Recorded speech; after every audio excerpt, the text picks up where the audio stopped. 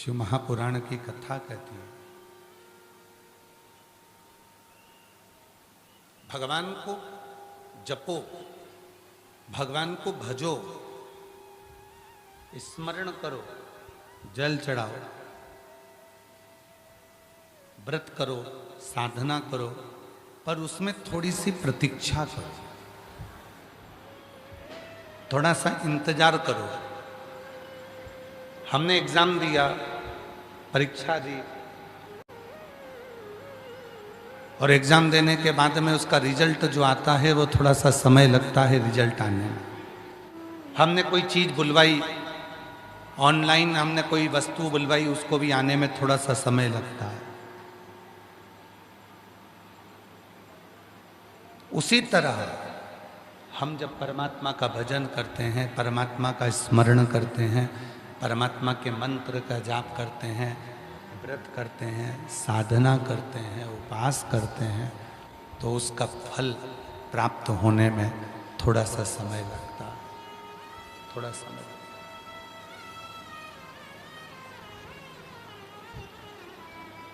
और तेरी कृपा बिना न हिले एक भी अणु, लेते हैं श्वास तेरी कृपा से तनु तनु।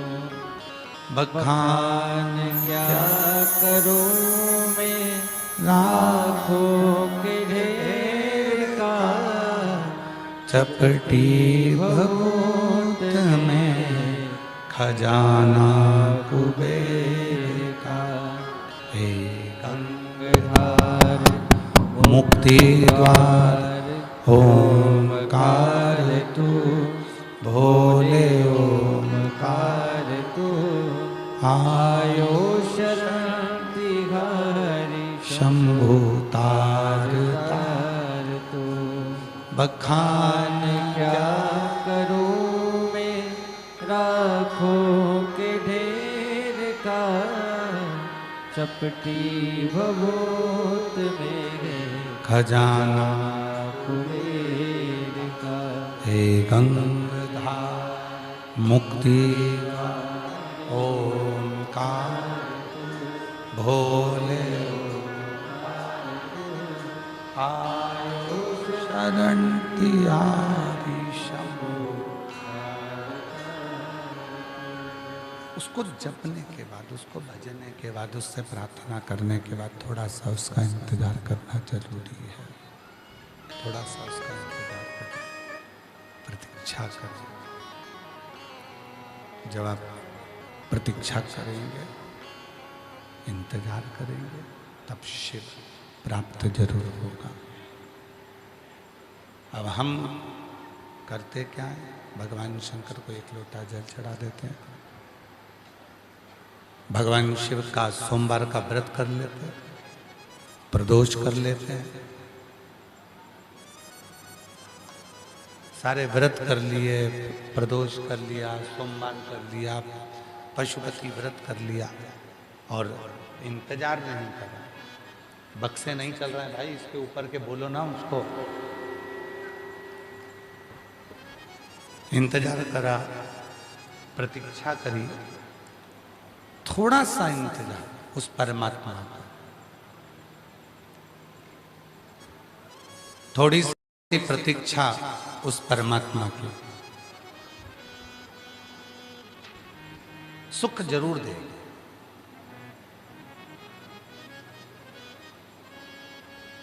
फिर निवेदन करूं इस महापुराण के माध्यम से कि परमात्मा को ढूंढने के लिए मत जाओ।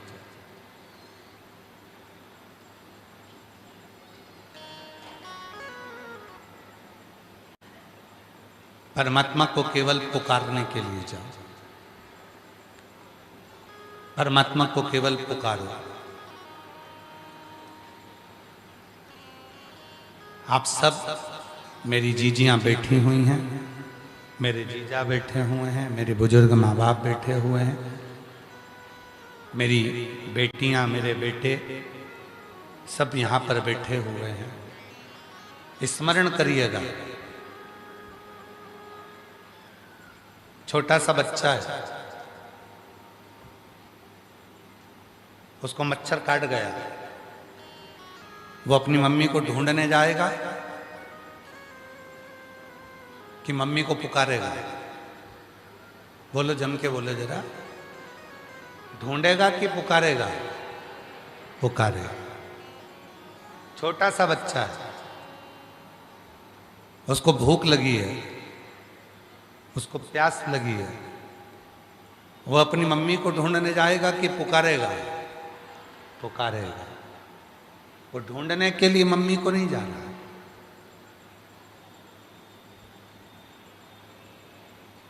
वो ढूंढने के लिए नहीं जा रहा, वो केवल पुकार रहा, वो केवल आवाज दे रहा, वो केवल आवाज लगा रहा है, पुकार रहा, ढूंढने के लिए नहीं गया। रोया, आवाज लगाई उसने, माँ माँ कहकर वो बच्चा जब रोने लगा, माँ माँ कहकर जब वो बच्चा रुदन करने लगा, तो माँ भोजन भी बना रही होती है, आटे में उसके हाथ उसने हुए रहते हैं, तो भी वो दौड़ कर आ जाती है। माँ कपड़े धो रही है, तो भी वो माँ दौड़ कर आ जाती है। माँ झाड़ू लगा रही है, बच्चे ने पुकारा तो माँ दौड़ कर आ जाती है। बच्चा उस माँ को ढूंढने के लिए नहीं गया, बच्चा उस माँ को ढूंढने के लिए नहीं निकला, उसने तो केवल रोया, माँ माँ कहकर पुकारा, और माँ भोजन छोड़कर, कपड़े छोड़कर, झाड़ू छोड़कर, पोछा छोड़कर, काम छोड़कर अपने बच्चे के पास दौड़ कर आती है। उसी तरह शिव महापुराण की कथा कहती है कि बच्चा जैसे माँ को ढूंढने नहीं जाता, केवल पुकारता है और माँ दौड़ कर आती है, उसी तरह आप भी श्री शिवाय नमस्तुभ्यम कहकर जब पुकारते हो तो भगवान दौड़ कर तुम्हारे पास में तुम्हारा दुख दूर करने के लिए, तुम्हारा कष्ट दूर करने के लिए, तुम्हारा संकट दूर करने के लिए मेरा शिव दौड़ कर आ जाता, मेरा शंकर आ जाता, मेरा शिव दौड़ कर आएगा, तुम्हारा वो दुख दूर करने के लिए, संकट दूर करने के लिए वो शिव दौड़ कर चले आता है। केवल पुकारना, केवल पुकार, केवल। और श्री शिवाय नमस्तुभ्यम, श्री शिवाय नमस्तुभ्यम, श्री शिवाय नमस्तुभ्यम, श्री शिवाय नमस्तुभ्यम, श्री शिवाय नमस्तुभ्यम, श्री शिवाय नमस्तुभ्यम। हमें शिव को ढूंढने के लिए नहीं निकलना, हमें भगवान शंकर को ढूंढने के लिए नहीं निकलना, हमें शंकर भगवान को पुकारना है, हमें शिव को पुकारना है। आप पुकारो, शिव दौड़ कर आए। अब कई लोग जो तप करने वाले हैं, साधना करने वाले हैं, तपस्या करने वाले हैं, जो बहुत तप साधना में रहकर घर परिवार को छोड़कर चले जाते हैं, तो उनसे कोई पूछता है कि तुम कहाँ जा रहे हो? अपना घर छोड़कर, अपना परिवार छोड़कर तुम कहाँ जा रहे हो? तो कहता है कि मैं भगवान को ढूंढने के लिए जा रहा हूं। और शिव पुराण कह रही है कि वो मिल ही नहीं सकता, पूरी जिंदगी ढूंढ लो उसको, वो नहीं मिलेगा। पूरा जीवन ढूंढो उसको, वो प्राप्त ही नहीं, प्राप्त ही। हाँ, उसको पुकारो। बच्चा जैसे पुकारता है अपनी माँ को, बछड़ा जैसे पुकारता है अपनी गाय को, कष्ट होने पर जीव पुकारता है उस परमात्मा को, उसी तरह जिस दिन तुमने उसको पुकारा उस दिन तुम्हारी जिंदगी के सारे दुख अपने आप समाप्त होना प्रारंभ हो जाते अपने।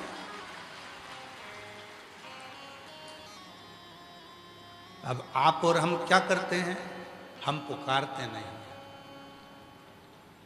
यहां तक शिव पुराण की कथा कहती है, भगवान शंकर का चरित्र यहां तक कहता है, शिव महापुराण की कथा यहां तक वर्णन करती है कि शिव के मंदिर में जब एक लोटा जल चढ़ाने के लिए जाओ, जिस समय पर तुम भगवान शंकर को एक लोटा जल समर्पित कर रहे हो, उस समय पर तुम्हारे दिल का भाव भगवान शंकर से कहते कहते अपने मन से उसको पुकारते हुए शिव को जल समर्पित करो।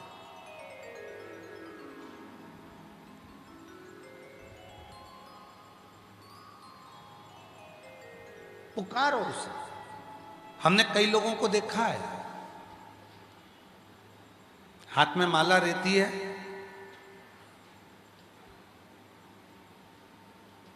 जपते रहते हैं,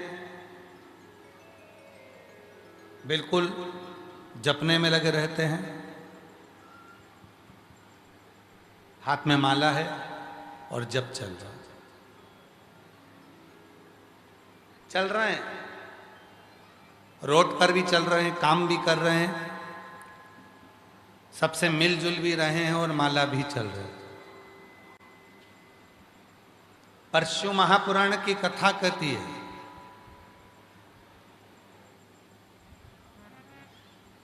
शिव महापुराण की कथा कहती है,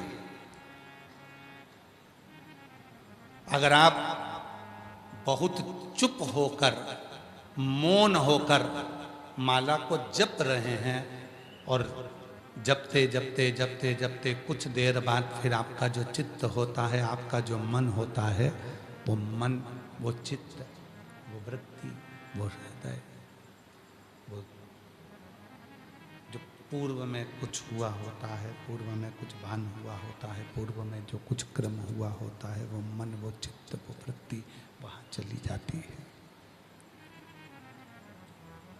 वो मन वहाँ चले जाता है। नाम में, शिव नाम में वो मन परमात्मा के नाम में नहीं लग पाता, भटक रहा है।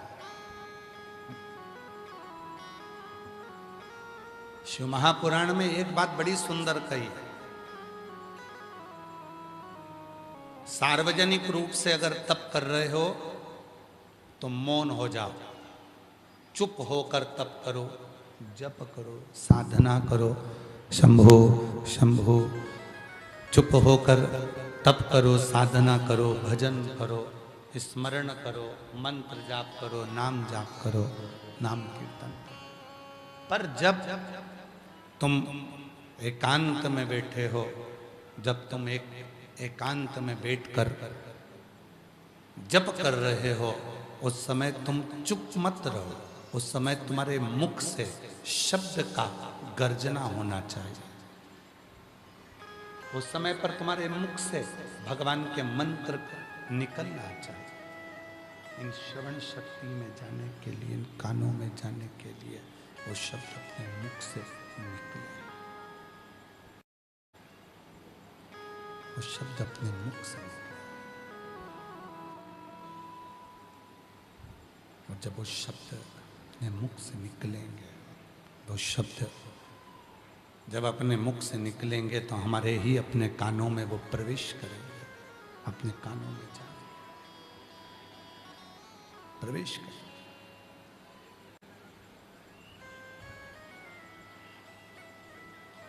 शिव कथा कह रही है, भगवान शंकर का चरित्र कह रहा है, शिव महापुराण की कथा कह रही है, भगवान शंकर का चरित्र कह रहा है, शिव महापुराण की कथा कह रही है, शिव तत्व कह रहा है, भगवान शंकर की पवित्र कथा वर्णन कर रही है, शिव महापुराण की कथा वर्णन कर रही है, शिव तत्व कह रहा है कि उस शिव को जिसने खोजा उसको शिव कभी नहीं मिला।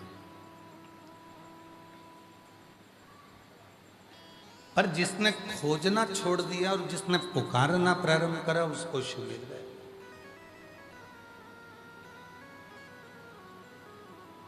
कल कथा में क्या कहा था? जितने भी शिव भक्त शिव महापुराण की कथा को सुनने के लिए आए हैं वो यहां पर जब आए, आखिरी में जब आरती होती है, आरती होने के बाद जब वो यहां से जाएं तो आरती होने के बाद पृथ्वी को नमन कर कर वहां की मिट्टी को स्पर्श कर कर अपने मन की बात बाबा भोलेनाथ से अपने दिल की बात कहकर जाओ। मतलब उसको पुकार कर जाओ, उसको बोल कर जाओ।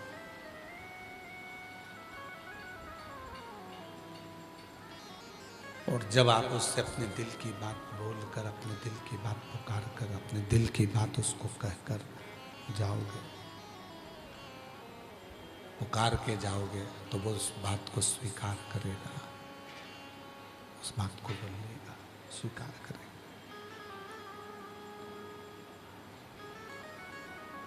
और मैंने तेरे ही भरोसे बाबा, तेरे ही भरोसे हवा विच उड़ती जाएगी बाबा, डोर है तो छड़ी नावे कटी जाएगी।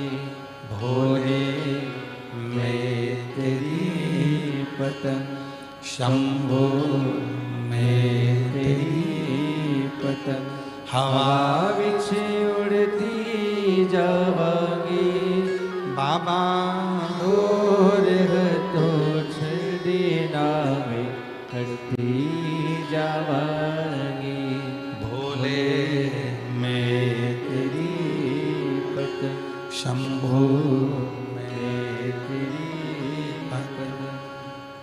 शिव को पुकारो, और जितना जितना भगवान शंकर को पुकारोगे उतना उतना शिव तुम्हारे करीब में आता चला।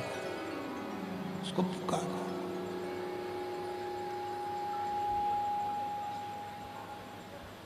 आए हो, कथा में बैठे हो भगवान शंकर की पवित्र कथा को श्रवण करने के लिए, शिव महापुराण की कथा को सुनने के लिए,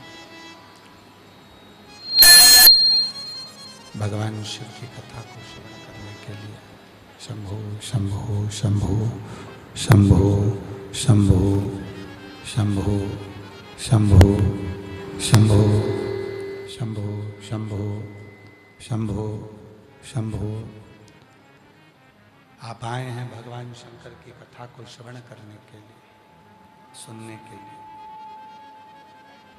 तो केवल श्रवण नहीं करना है, उसको पुकारना है। जिस समय पर श्री शिवाय नमस्तुभ्यम का जप होता है, 5 बार व्यासपीठ भी श्री शिवाय नमस्तुभ्यम कहती है, और आप भी भगवान शंकर का श्री शिवाय नमस्तुभ्यम के मंत्र को इस पंडाल में बैठकर जपते हो। उस समय पर आप शिव को अपने मन की बात कहते हो।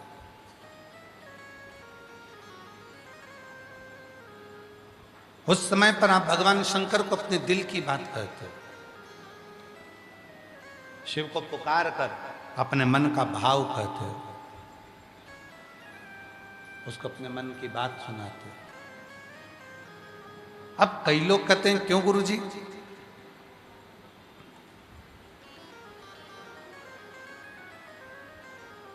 हम शिव जी को जल चढ़ाते हैं, हम भगवान शंकर को पानी चढ़ाते हैं, हम भगवान शंकर का पशुपति व्रत करते हैं, हम 16 सोमवार का व्रत करते हैं, हम सोमवार का व्रत करते हैं, फिर शिव हमारे सामने प्रकट क्यों नहीं होते? शिव पुराण कहती है आप सोमवार का व्रत करो, आप 16 सोमवार व्रत करो, आप पशुपति व्रत करो, आपकी मर्जी पड़े जो व्रत करो, पर उस व्रत के साथ में सबसे ज्यादा जरूरी है आपका इंतजार करना, सबसे ज्यादा जरूरी है आपकी प्रतीक्षा। थोड़ा सा इंतजार करो, थोड़ी सी प्रतीक्षा। अब दुनिया के लोग क्या कहते हैं कि बस हमने जल चढ़ाया और कोई अच्छा सा चमत्कार हो जाए। शिव महापुराण की कथा कहती है कि मेरा शंकर भगवान चमत्कार से कभी प्रकट नहीं हुआ। मेरा शंकर भगवान नमस्कार से प्रकट होता है, वो चमत्कार से प्रकट नहीं होता। आजकल एक होड़ लगी हुई है कि चमत्कार हो जाता है तुरंत, ना जाने कौन कौन तुमको मिल जाते हैं, लाओ हम थोड़ी सी ऐसी भभूति उठाकर घुमा के फेंकेंगे, सोने के हंडे निकल जाएंगे। अगर ऐसे सोने के हंडे निकलते होते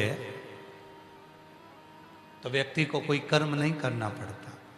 और शिव महापुराण की कथा क्या कहती है कि कहीं मत जाओ, किसी के दर पर जाकर ये मत सोचना कि हमको कोई सोने के हंडे निकाल कर दे देगा, तिजोरी का माल निकाल कर दे देगा। शिव पुराण की कथा कहती है, भगवान शंकर का चरित्र कहता है कि अपने को खुद को अपनी मेहनत करना पड़ेगी, अपने को खुद को अपना कर्म करना पड़ेगा। और जब हम अपनी मेहनत करेंगे, अपना कर्म करेंगे, अपने कर्म को आगे बढ़कर करते रहेंगे, शंकर भगवान पर अपन सर्वस्व छोड़ देंगे और अपने कर्म को करेंगे, तब उसका फल अपने को जरूर प्राप्त होगा। आप और हम कर्म ही नहीं करें, आप और हम कर्म ही नहीं करें और सोचें कि हमें कुछ मिल जाए, तो वो कभी नहीं मिल सकता। कर्म मूल है, कर्म करना पड़ेगा, अपनी मेहनत अपने को करना पड़ेगा। और कोई तुमसे कह दे कि मैं तुम्हारे सारे दुख मिटा दूंगा, समझ लेना कि पक्का झूठ बोल रहा है। जो तुम्हारे दुख मिटा देगा, उसका खुद का दुख नहीं मिटा तो वो दूसरे का क्या खाक मिटाएगा? व्यर्थ की बात। अपने दुख को दूसरा नहीं मिटा सकता, अपने दुख को अपन को खुद को मिटाना पड़ेगा। इसलिए एक लोटा जल अपने को खुद को चढ़ाना पड़ेगा और अपनी मेहनत, अपना परिश्रम, अपना रात दिन अपने को एक करना पड़ेगा, तब जाकर अपना दुख अपने आप समाप्त होता चले जाएगा। किसी की सामर्थ्यता नहीं कि कोई तुम्हारे दुख को मिटाए। शंभो शंभो शंभो शंभो शंभो शंभो शंभो शंभो शंभो। किसी की सामर्थ्यता नहीं कि कोई तुम्हारे दुख को मिटाए। अपने दुख को अपने को स्वयं मिटाना, अपना कर्म अपने को खुद करना, अपना परिश्रम अपने को खुद करना, कोई दूसरा नहीं। हाँ, किसी ने पूछा फिर हम एक लोटा जल चढ़ाते हैं तो उसका फल क्या मिलता है? तो शिव महापुराण की विद्येश्वर संहिता कहती है, जब हम कर्म करते करते करते करते एक लोटा जल चढ़ाना प्रारंभ करते हैं तो हमारे उस कर्म का फल ये मिलता है कि हमारे लिए रास्ते खुलते चले जाते हैं और हम अपनी मंजिल पर पहुंच जाते हैं।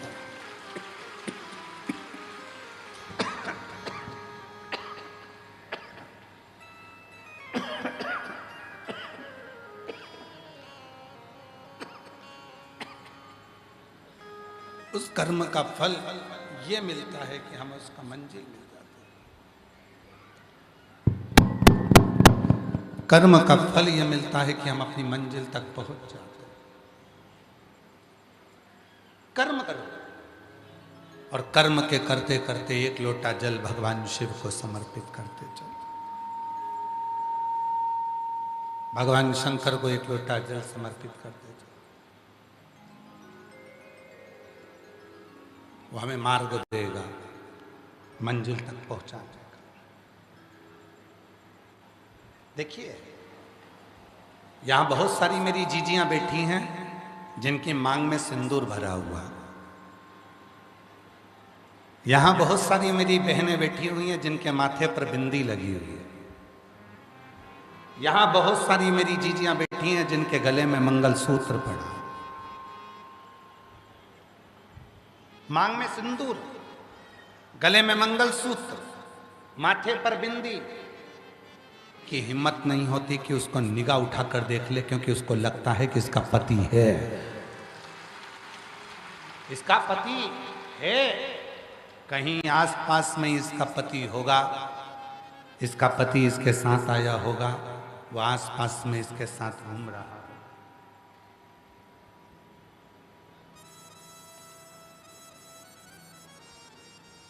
किसी की हिम्मत नहीं है कि कोई उसको ताना दे दे, कोई किसी की हिम्मत नहीं है कोई इस पर कमेंट्स कर दे, कोई उसको अपशब्द कह दे, कोई उसको ताना दे दे, कोई उसको कुछ शब्द कह दे, किसी की हिम्मत।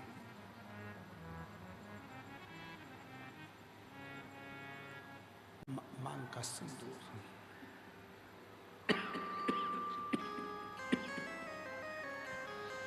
माथे की बिंदी, गले का मंगल सूत्र, गला पकड़ रहा है, साउंड पूरा। शंभो शंभो, निकलेश जाके सेट करवाओ साउंड। शंभो शंभो। उसके मांग में सिंदूर भरा हुआ, उसके गले में मंगलसूत्र पड़ा हुआ, उसके माथे पर बिंदी लगी हुई है, उसके मस्तक पर बिंदी है, मंगलसूत्र है, मांग भरी है। किसी की हिम्मत नहीं है कि उस पर निगाह उठाकर अपशब्द कह दे, ताने दे दे, कोई कमेंट्स कर दे, कुछ बोल दे। ये किसी की हिम्मत नहीं है, ये किसी की हिम्मत नहीं। सबको मालूम है शादीशुदा है, इसका पति यहीं कहीं पर घूम रहा होगा, इसका पति इसके साथ होगा, इसका पति यहीं कहीं पर। बस उसी तरह जैसे मांग में सिंदूर देखकर, गले में मंगलसूत्र देखकर, माथे पर बिंदी देखकर कोई व्यक्ति निगाह उठाकर नहीं देखता, अपशब्द नहीं कहता, उसी तरह गले में रुद्राक्ष देखकर, मस्तक पर भस्म देखकर और भगवान शंकर का जल अपने मुख में पड़ने पर यमराज की भी हिम्मत नहीं होती कि वो हमको निगाह उठाकर देखे।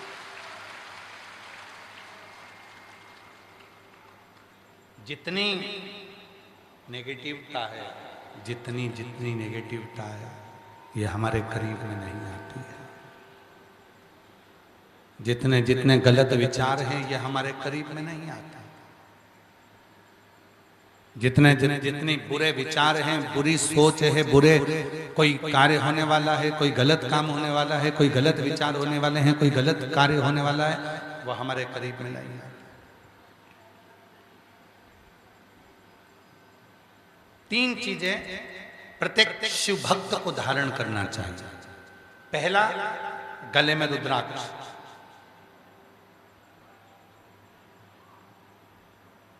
दूसरा, भगवान शंकर को जल चढ़ाकर उस जल का आचमन, उस जल का आचमन करना। कायिक, वाचिक और मानसिक, तीन पाप समाप्त हो जाते हैं। कायिक भी होगा, वाचिक भी होगा, मानसिक भी होगा, तीन पाप समाप्त हो। पहला है गले का रुद्राक्ष धारण करना। दूसरे नंबर पर है शिव जी को जल चढ़ाकर उसका आचमन करना। तीसरे नंबर पर भगवान शंकर पर चढ़ी हुई भस्म को, शिव जी पे चढ़े हुए चंदन को, शंकर भगवान पे चढ़े हुए भस्म को अपने मस्तक पर धारण करना। कई लोग उसे भस्म कहते हैं, कई लोग उसको विभूति कहते हैं, विभूति कहते हैं। शिव महापुराण भगवान शंकर की कथा वर्णन करती है कि शिवजी पे चढ़ी हुई भस्म को 5 नामों से जाना जाता है। कितने नाम है भस्म के? जम के बोलो जरा। 5 नाम। पहला, भगवान शंकर पर चढ़ी हुई भस्म को लोग विभूति भी कहते हैं। विभूति, विभूति का मतलब क्या होता है? ऐश्वर्य। विभूति का मतलब होता है ऐश्वर्य।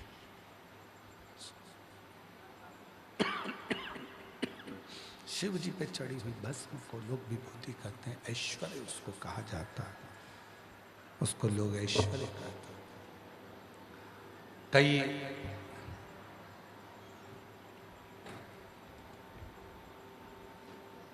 कई माताएं कहती हैं कि गुरुजी क्या महिला सिर पर भस्म लगा सकती है? क्यों नहीं, क्यों नहीं? क्या कोई गृहस्थ आश्रम में रहने वाला, घर में रहने वाला कोई गृहस्थी क्या भस्म लगा सकता है? क्यों नहीं?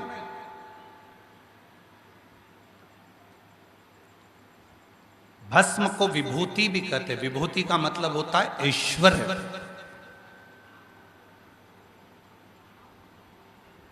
जिसने भगवान शंकर पर चढ़ी हुई विभूति को, भस्म को मस्तक पर थोड़ा सा भी लगाया है, एक न एक दिन वो ऐश्वर्यवान बनकर ही रहता है, उसको ऐश्वर्यता प्राप्त होती ही। विभूति का मतलब है ऐश्वर्यता, विभूति का मतलब है ऐश्वर्य।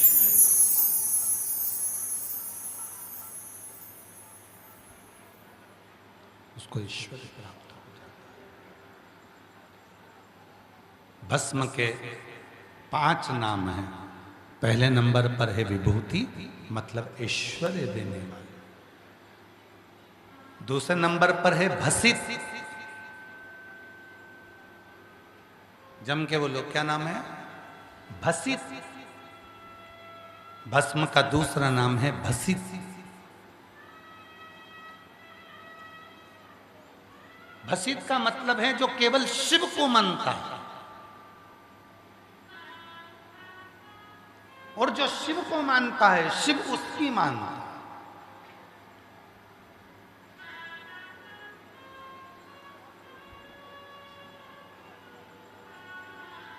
चलो एक सरल भाषा में समझिएगा। आप जिस मोहल्ले में रहते हो, आप जिस क्षेत्र में रहते हो, वहां के विधायक का नाम आपको मालूम होगा। अब आपके क्षेत्र में आपके विधायक की चलेगी कि दूसरे विधायक की चलेगी? जम के बोलो जरा। अरे जम के तो बोलो। अपने ही विधायक की चलेगी ना। आपके क्षेत्र में आपके कलेक्टर की चलेगी कि दूसरे कलेक्टर की चलेगी? जम के बोलो जल्दी से। अपने कलेक्टर। आपके क्षेत्र में आपके IG, DIG, commissioner, SP, SSP, SDM उनकी चलेगी कि दूसरे प्रदेश के आईजी, कमिश्नर, डीआईजी, एसपी दूसरे क्षेत्र के उनकी चलेगी? अपने क्षेत्र।